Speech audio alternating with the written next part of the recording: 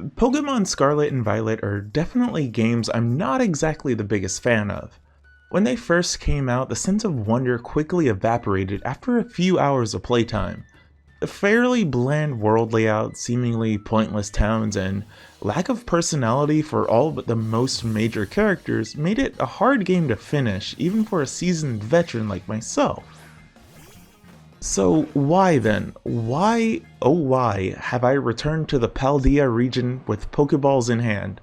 Well, honestly I'm not sure, but I do think there's nothing more to it than just wanting to jump back into the cozy world of monster catching and battling. Well, with that, I decided to take another swing at it with the DLC, the Teal Mask.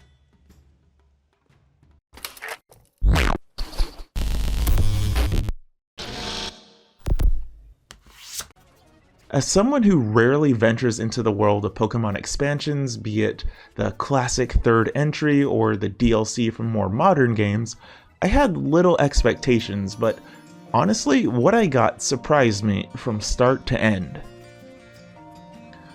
The Teal Mask is Pokemon Scarlet and Violet's first of two DLCs that were released. It can be accessed as soon as the game's intro has been completed, and wow, I definitely forgot how long the intro is to this generation. Even skipping past quite a few trainers and Pokemon to catch, it took me about a solid hour and a half before the game finally prompted me to begin the DLC adventure. Still, I took a bit of extra time to grab those expanded travel options and just in general to pad out the good old team, not really knowing what was ahead in the DLC since I was jumping in with actually zero information. With that done, I made my way to the school to talk to the very obviously important and definitely probably not evil lady, Miss Briar, the field trip advisor visiting from a different school. After a brief chat with her, we're told that we're going to a different region for an orienteering trip. Now, I basically just rolled the credits on the base game and stopped playing upon release, but it was surprising to see pretty generic NPCs here instead of the usual cast of colorful allies that we previously had. But maybe it makes sense if I did the epilogue, but I didn't. But without much else to do, we take off to the region known as Kitakami. This is where the first and most impactful impression was made on me. Kitakami, like the name suggests, is a Japanese-themed region. That alone wouldn't really get my attention, but they did something that hit just right for me. Kitakami is based on the deep Japanese countryside that we rarely see in games. No cities, no seedy alleys, no gimmicky anime references, and so on. Instead, we're treated to the genuine recreation of a lot of those countryside tropes that are only found here in Japan. The small community center, rice paddies, the local orchard, and a festival all just sing the simple charms of the Japanese countryside. Now, I'm a sucker for small town vibes, and especially ones that really resonate with me. As someone who's lived in Japan for quite a while now, the experience of areas like this really just hits with me. It honestly just made my heart sing to be here. Scarlet and Violet's base game didn't do a lot for me. In my opinion, it sacrifices a lot of its personality in pursuit of its open world. The Teal Mask somewhat corrects that with the smaller, more intimate setting right away. It's nowhere near as vast, but it makes up for it with a lot of charm. But that's just me getting ahead of myself a bit too much, so let's get back into the game itself. Once we arrive, one of our classmates complains about not feeling well, and we're given the task of running into town and finding help. The first thing I noticed about the gameplay was my boy Yanma making its return. It's always been one of my favorite Pokemon, so priorities instantly shifted from helping someone in a medical emergency to catching my best bug boy. Also, all of the Pokemon here begin around level 10. This makes it a great piece of content to jump into for those like me who wanted to start a new game and experience the new region without completely decimating it by being so overleveled. But, in typical Pokemon fashion, as soon as we arrive in town, the local troublemakers try to show up to claim their territory with a battle. This is our introduction to the supporting cast of Carmine and Kiran. This brother and sister pair are the local trainers, but they attend Blueberry Academy, the setting of the game's second DLC. Carmine is the quick-tempered older sister, and Kieran is the more timid younger sibling. Unlike the rest of the town, these two have a bit of a reputation of being mischief makers. Still, a quick battle done and we finally get the help we needed for our classmate. After resting at the facilities, we begin our trip in earnest in the morning. The first goal of the orienteering trip is to learn about the Kitakami area. We're tasked with visiting several signboards across the area that tell the myth of the region. After splitting into pairs and having Kieran tagging along, we roll off to the first point of interest. Turns out, Kieran has a bit more of an interest in us after seeing us thrash his sister. It's a pretty short hike over to the first sign, but there's plenty of interesting regional exclusive Pokemon to grab here along the way, and of course, a few trainers to battle too. The second thing I noticed about the DLC is that it basically has the same performance woes as the base game, but complaining about it at this point kinda seems pointless now. Once we examine the sign along with Kieran, we get some information about the local mythology. Each one of the signs gives us a bit more of the story, but to sum up, in ancient times there were 3 brave Pokemon that sacrificed themselves fighting a vicious ogre. Well, while we're reading the story, Kieran notes that he actually likes the ogre in this story while everyone else in the town likes the 3 brave Pokemon. Kieran says that he thinks the ogre sounds cool and powerful, and I'm sure this won't be a theme that we'll continue seeing in this story. At the end of the first day, the player and Kieran decide to go to the local Festival of Masks. While taking in the fun, the player comes across a mysterious kid, or what appears to be one, when in fact it's the mysterious ogre itself coming down from the mountain for the festival, where it won't be feared thanks to its mask.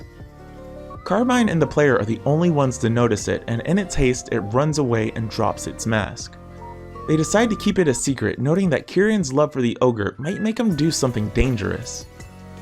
Upon telling our new friend's grandparents about the encounter we had, we get the true story of the ogre Pokemon. It is in fact the heroic Pokemon called Ogerpon.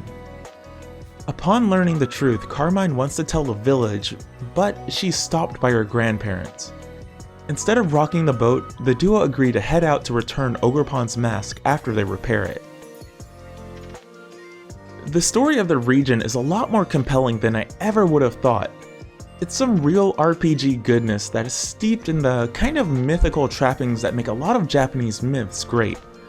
Given how bare bones most of the plots have been in the franchise for the last few years, this was a pretty nice surprise and another positive point for this DLC. Once Kieran learns that we're holding out on him, he becomes angry and resentful of the player. This makes him swear to become more powerful. After a few unforeseen shenanigans, we have to restore Ogerpon's reputation with the village. If there's one major criticism of the story, it's that. It's literally a "and now everything is okay" moment instead of some true storytelling.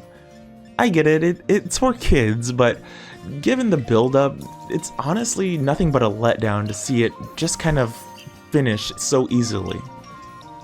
The story here also makes the characters all the more interesting too. Carmine and Kieran are the typical sibling pair, but the way they're tied together into the story works better than I'm used to with Pokemon.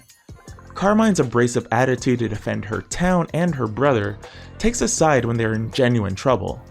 Kieran's soft-spokenness is completely shattered by the end after the player mops the floor with him so many times that it compels him to be a stronger person, leading to a pretty somewhat sinister cliffhanger.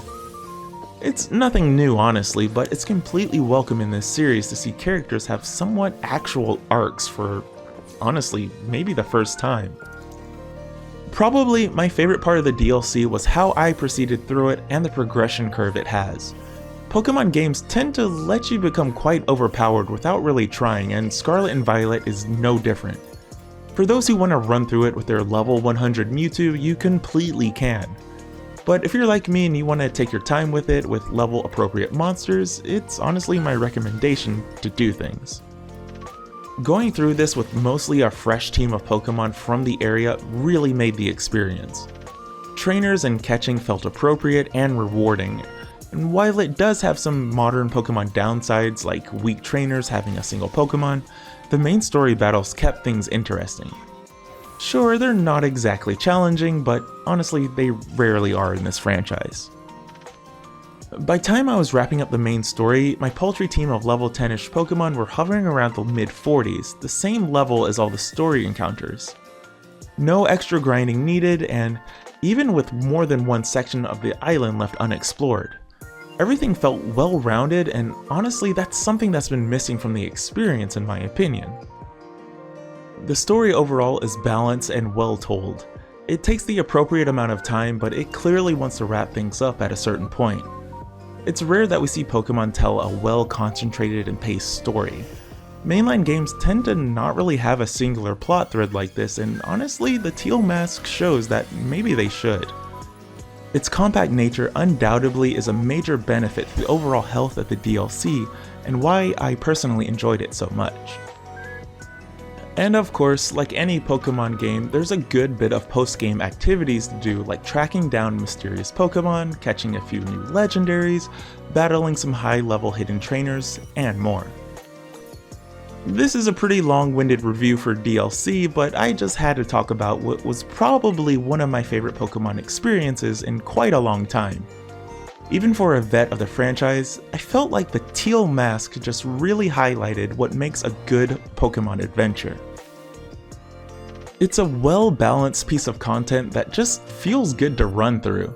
It presents us with some new legendaries with a backstory that we usually would only see in something like a movie. And honestly, I just love being in the Japanese countryside during the summer festival season. I've been a big hater of the modern games in all honesty, but I'd be lying if I said the Teal Mask didn't put this series back into my good graces. While I haven't checked out the follow-up DLC, the Indigo Disc, it's now something I'm definitely looking forward to later down the line this year.